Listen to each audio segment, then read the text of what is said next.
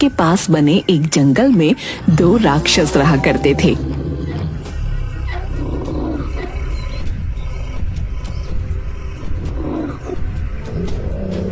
उन्हें जब भूख लगती गांव वालों का शिकार करते और उन्हें मार पीट कर खा लेते।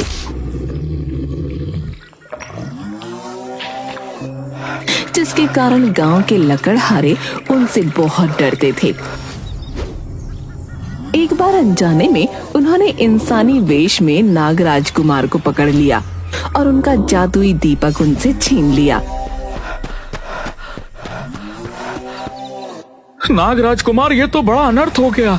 नागलोक के जादुई दीपक के कारण ही यहाँ उजाला रहता था। अगर दीपक नहीं मिला तो हमें अंधेरे में रहना होगा। सैनिकों, पिताजी को इसकी खबर नहीं होनी चाहिए। मैं उन राक्षसों को ढूंढकर दीपक जरूर ले आऊंगा। लेकिन नागलोक में अंधकार हो जाने के कारण नागराज कुमार का सर एक बड़े पत्थर से टकरा जाता है और वो बेहोश हो जाते हैं। दूसरी तरफ गरीब लकड़हारे बाबूलाल के घर में खाने को कुछ भी नहीं था। वो सोचने लगा, राम जी की कसम, मरना तो निश्चित है। या तो भूख से मरे या फिर जंगल जाकर मरे।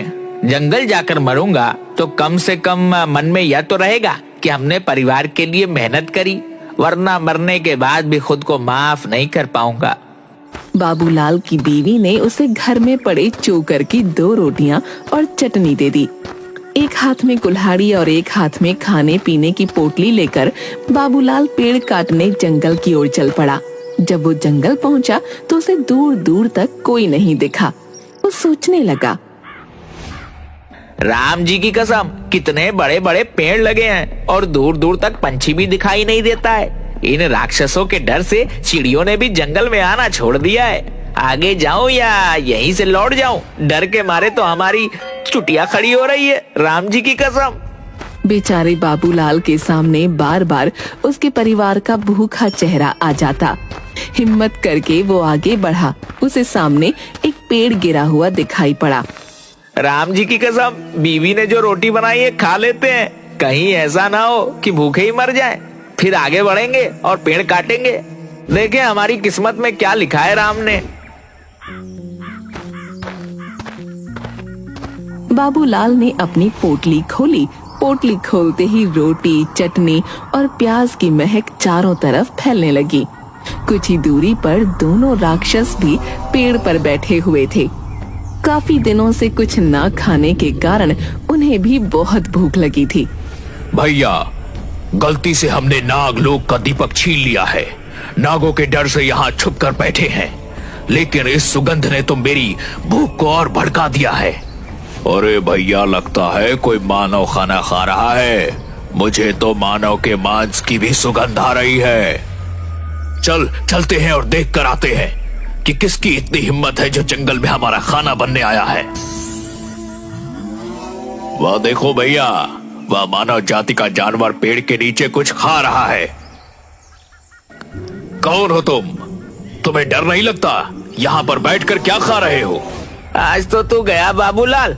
अजी, आपने भी क्या पूछ लिया? मैं गरीब क्या खाऊंगा? सूखी रोटी और चटनी, यही तो हमारी किस्मत है। राक्षसों ने मानव गोश्त के सिवा कभी कुछ नहीं खाया था। ये नई चीजों को देखकर उनके मुंह में पानी आ गया। उन्होंने बाबूलाल से कहा, बाबूलाल भाई, क्या तुम अपनी रोटी हमें दोगे? राम जी की कसम, भगवान झूठ ना बुलाए। हाथी के जैसा तो शरीर है आपका। भलाई छोटी छोटी 2 रोटियों से आपका क्या होगा?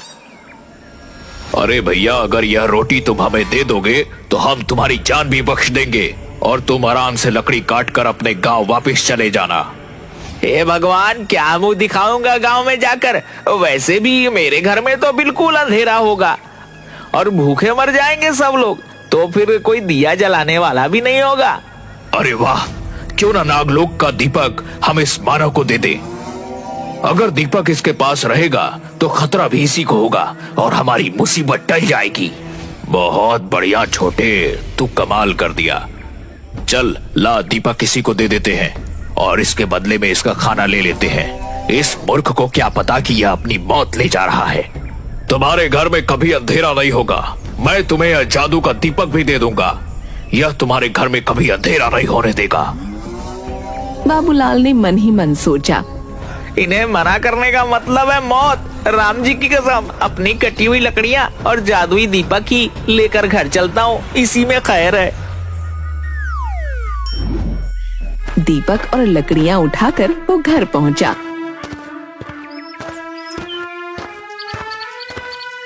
क्यों जी, आ गए तुम? सीता मैया की जय, बड़ी भूख लगी है।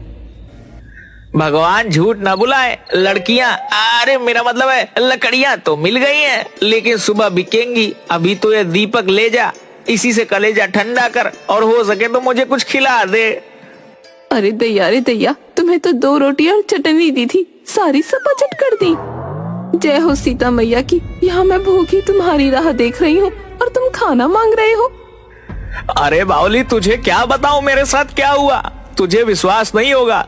जा, अच्छा जा, अपने अंधेरे घर में कम से कम दीपक तो जला दे। निर्मला ने बाबूलाल के हाथ से दीपक लिया और जला दिया। दीपक जलाते ही पूरे घर में उजाला फैल गया। ऐसा लग रहा था जैसे घर में सूरज निकल आया हो।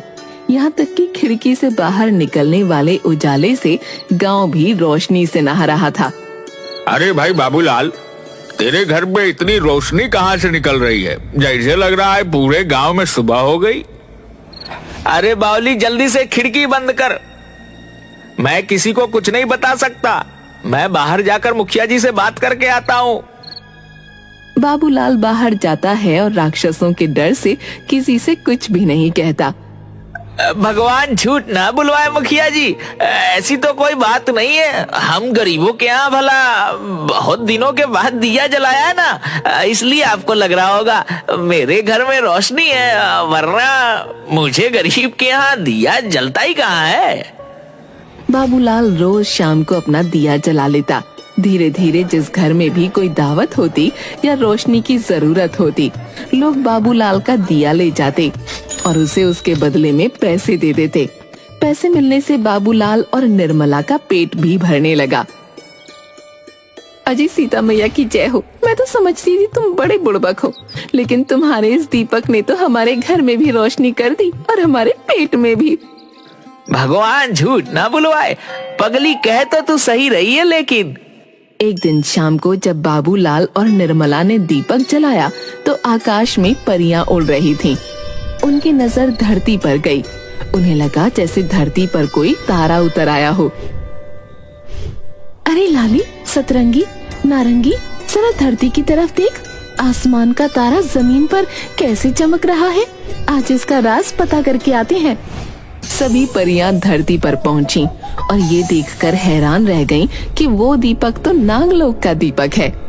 हे भगवान, अगर नागलोक के नागों को पता चल गया कि ये दीपक यहाँ है तो इस मानव की तो खैर नहीं। मुझे लगता है हमें जल्दी से बता देना चाहिए। परियां जोर जोर से बाबूलाल का दरवाजा खटखटाती हैं। आप लोग कौन हैं? हम लोग तो बहुत गरीब हैं, हमसे क्या चाहती हैं? हम परियां हैं, तुम्हें सावधान करने आई हैं। तुम्हें ये दीपक कहाँ से मिला? ये पृथ्वी लोक का दीपक नहीं है, ये नागलोक का दीपक है। जल्दी से जल्दी इस दीपक को जहाँ से लाए हो वहीं रख दो, वरना तुम्हारे ऊपर बहुत बड़ा संकट आ जाएगा। भगवान झूठ ना बुलवाए, ये आप क्या कह रही हैं? परी रानी, ये दीपक तो मुझे जंगल में राक्षसों ने दिया है। यह तो मेरा उपहार है, मैं इसे किसी को नहीं दूंगा। सीता मैया की जय हो। इस दीपक की वजह से तो मेरे घर में खाना बनता है, मैं इसे किसी को नहीं दूंगी। तुम बड़े भोले हो मानव। राक्षसों ने नागराज को बंदी बनाकर इस दीपक को चुरा लिया था। ये दीपक नागलोक का सूरज है। इस समय पूरे नागलोक में अंधेरा है और सभी नाग इस दीपक को ढूंढ रहे हैं। अगर उन्हें पता चल गया कि ये दीपक तुमने चुराया है तो वो सब तुम्हारे ऊपर आक्रमण कर देंगे और ये गांव खत्म हो जाएगा। ये आप क्या कह रही हैं? अगर ऐसा हो गया तो क्या होगा, आप ही बताइए। मैं उन्हें यह दीपक कैसे वापस करूं? मेरे अंदर तो ना ताकत है, ना हिम्मत है और ना ही कोई जादुई शक्ति। तुम चुपचाप ये दीपक ले जाकर गांव के बाहर बनी सांपों की बांबी के पास रख दो, वो इसे खुद ही ले लेंगे। लेकिन अब इस दीपक में तुम्हारी गंध आ गई है, वो तुम्हें छोड़ेंगे नहीं, वो तुम्हें सजा जरूर देंगे। अरे सीता मैया की जय हो, परी रानी मेरे पति को बचाने का कोई उपाय बता दीजिए। ये लो, ये जादुई मोती है, इसे मुंह में रखने से तुम गायब हो जाओगे। तुम अपनी बात नागराज को कैसे समझाओगे ये मैं नहीं जानती, पर मैं तुम्हारी इससे ज्यादा कोई भी मदद नहीं कर सकती। तुम्हें खुद ही अपनी बुद्धि से काम लेना होगा। अरे ये क्या हो गया, घोर कलयुग है। मैं तो राक्षसों को खाना देकर आया और उन्होंने मुझे यह मृत्यु को बुलाने वाला दीपक दे दिया। सुनिए जी, घबराइए नहीं, हमें हिम्मत से रहना पड़ेगा। आपको पता है ना, नाग पंचमी आने वाली है। चलिए हम गांव का सारा दूध खरीद लेते हैं।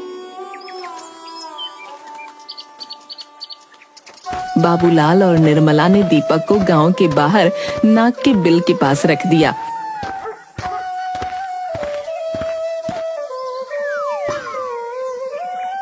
और गांव का सारा दूध खरीदकर घर के अंदर छुप गए। कुछ ही देर में दीपक नागलोक के सांपों को मिल गया। हमारे दीपक को जरूर किसी मनुष्य ने छुआ है। उसके अंदर से मनुष्य की गंध आ रही है। जिसने हमारे दीपक को चुरा कर नागलोक में अंधेरा करने की कोशिश करी है, उसे हम कभी नहीं छोड़ेंगे। उसे इस घनघोर अपराध की सजा जरूर मिलेगी। सभी नाग बाबूलाल की खुशबू को सूंघते हुए उसके घर की तरफ चल पड़े। दूर से ही सांपों की फुफकार की आवाज आने लगी। सभी गांव वालों, आप सभी एक एक कटोरा दूध मेरे घर के चारों तरफ रख दीजिए और सभी अपने अपने घरों के दरवाजे बंद करके अंदर छुप जाएं, जब तक मैं ना कहूं कोई बाहर नहीं आए। गांव पर एक भयानक संकट आया है, लेकिन मैं आप सबको इस संकट से बचा लूंगा। सभी गांव वाले बाबूलाल के घर के चारों तरफ दूध ही दूध रख देते हैं। निर्मला पूजा की सामग्री लेकर बाहर बैठ जाती है। जैसे ही सांप घर की तरफ आते हैं, वो कुमकुम, रोली, चंदन से उनका टीका करने लगती है और दूध का प्रसाद देती है। हम जानते हैं तुम हमारे अपराधी की पत्नी हो और उसे बचाना चाहती हो। देखो बेटी, हम तुम्हें कुछ भी नहीं करेंगे, बस तुम हमारे अपराधी को हमारे हवाले कर दो। निर्मला घर के अंदर जाकर दरवाजा बंद कर लेती है। इंसानों की पत्नियां इतनी आसानी से अपने पति को हमारे हवाले नहीं कर सकती। सैनिकों, आप सभी अपने फन से इस दरवाजे को तोड़ दीजिए। नागराज के हुक्म से सभी नाग अपने फनों को बाबूलाल के दरवाजे पर मारने लगते हैं और उनके विष से बाबूलाल का दरवाजा नीला पड़ जाता है। तभी बाबूलाल मुंह में परी का दिया हुआ मोती रखकर अदृश्य हो जाता है और बाहर निकलता है।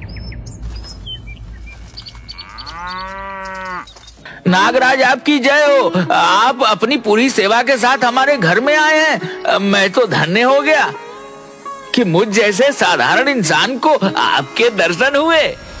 मानो तुमने हमारे दीपक को छूकर बहुत बड़ा अपराध किया है। तुम्हें इसका दंड जरूर मिलेगा।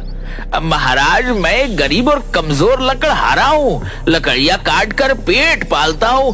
भला मुझ में इतनी हिम्मत कहाँ कि आपका दीपक चुरा सकूं। मैं तो लकड़ियाँ काटने जंगल में गया था, 2 राक्षसों के पास। मैंने यह दीपक रखा हुआ देखा। ये सच कह रहा है महाराज, 2 राक्षसों से ही इसने दीपक छीना था। अगर यह सच है तो भला तुम इतने कमजोर इंसान राक्षसों से दीपक कैसे ले आए?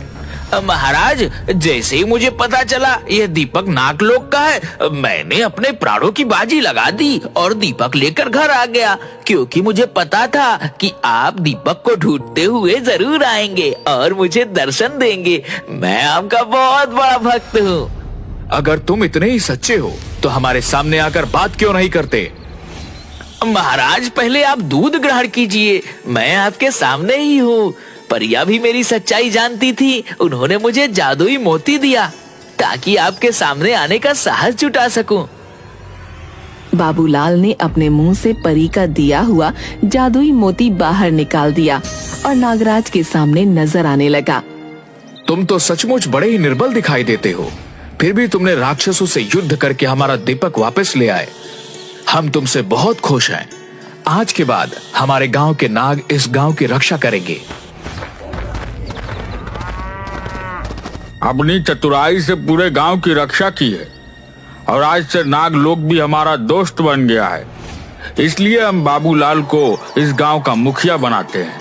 इस तरह बाबूलाल ने अपनी बुद्धि का इस्तेमाल करके पूरे गांव की रक्षा की और बदले में नागराज से हीरे मोती जवाहरात का उपहार भी पाया और गांव का मुखिया भी बन गया।